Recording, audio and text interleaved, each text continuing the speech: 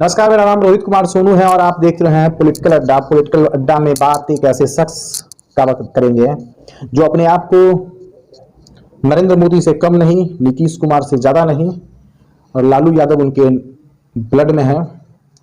ये बातें कोई नहीं, ये बातें नवनवेला पोस्टर बॉय मुकेश सहनी का कहना है। मुकेश सहनी कहते हैं कि 2.5 साल के लिए सीएम हमें बना दीजिए, 2.5 साल के लिए आप रहेंगे।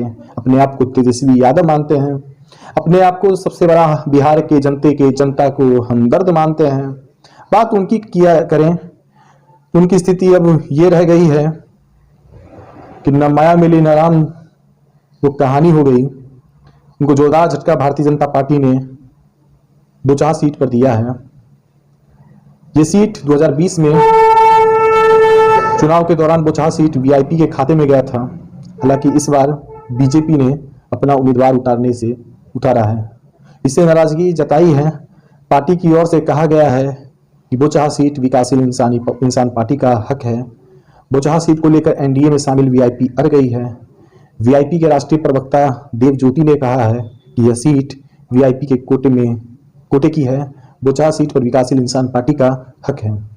उन्होंने कहा कि वीआईपी का मानना है कि सीट पर वीआईपी अपना प्रत्याशी उतारकर मुसाफिर पासवान के सपनों को पूरा करेगी। यह एनडीए का दुर्भाग्य है कि बिना घटक दलों से बात किए हुए फैसला ले लेते हैं। विकासशील इंसान पार्टी के प्रवक्ता ने दुख जताते हुए कहा कि विधानसभा चुनाव के लिए भी ऐसा ही, माफ करिएगा, विधान परिषद के चुनाव के लिए ही ऐसा ही किया गया था। विवश होकर वीआईपी ने कई सीटों पर अपना प्रत्याशी घोषित कर दिया। उन्होंने कहा कि 50 सीट अपना प्रत्याशी उतारेगी, जिससे इस सीट पर जीत दर्ज मुसाफिर पासवान के सपनों को पूरा कर सकेंगे।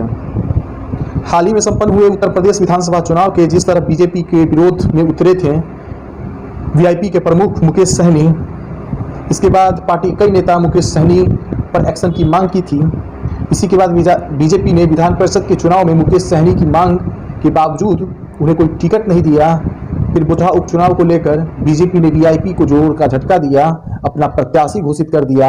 यही पूरे घटनाक्रम पर जदयू आलाकमान चुप है।